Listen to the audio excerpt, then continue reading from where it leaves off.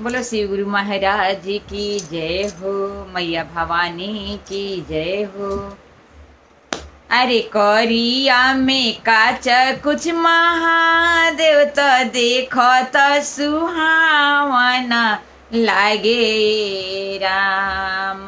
करिया में काच कुछ महादेव तो देखो तो सुहावना लागे राम। बरवा तर गामा छाबी छवले त गौरा के भोरावे लगले राम। बरवा तर गामा छाबी छवले त गौरा के भोरावे लगले राम। सिरावा पे बड़े बड़े जटावा जटा से गंगा धारावा बहेरा। सिरावा पे बड़े बड़े जटावा जटा से गंगा धारावा बहेरा। आम गौरा रोवेली अछोधार त बरवा बौरा हावा मिललेरा। आम गौरा रोवेली अछोधार त बरवा बौरा हावा मिललेरा। बाबा के घटो धन राजत भैया के ज्ञानवा थाको होरा। बाबा के घटो धन राजत भैया के ज्ञानवा थाको होरा। नारद के जरो अगुआई त बरवा बौरा हावा खोजलेरा। नारद के जरो अगुआई त बरवा बौरा हावा खोजलेरा। करिया में काच कुछ महादेव त देखो त सुहावना लागेरा। आम बेलवा तर गामा छाबी छवले त गौरा के भोरावे लगलेरा।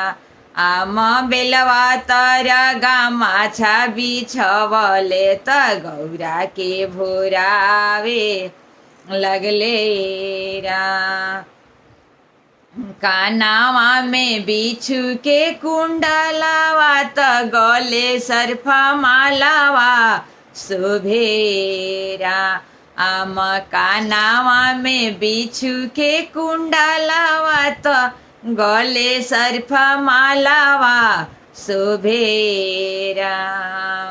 गौरा रोवेली अछोधार त बरवा बौरा हावा मिललेरा। आम गौरा रोवेली अछोधार त बरवा बौरा हावा मिललेरा।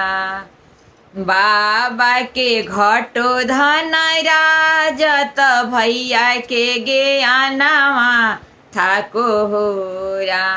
आम बाबा के घटो धन राजत भैया के ज्ञानवा थाको एरा। आम नारद के जरो अगुआई त बरवा बौरा हावा खोजलेरा। आम नारद के जरो अगुआई त बरवा बौरा हावा खोजलेरा।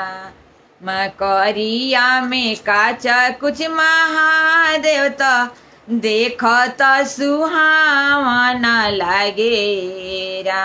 आम करिया में काच कुछ महादेव त देखो त सुहावना लागेरा। आम करिया में काच कुछ महादेव त देखो त सुहावना लागेरा। आम बेलवा तर गामा छाबी छवले त गौरा के भोरावे लगले रा। आमा बेलवा तर गामा छाबी छवले त गौरा के भोरावे लगले रा। हाथावा में डम डम डमरुआ त कमर मिर्गा छालावा शोभेरा। अमा हाथावा में डिम डिम डमरुआ त कमर मिर्गा छालावा शोभेरा। आमायांगावा में भभूति रमवले त गौरा के भोरावे लगले रा। आमायांगावा में भभूति रमवले त गौरा के भोरावे लगले रा। आमायांगावा में भभूति रमवले त गौरा के भोरावे लगले रा।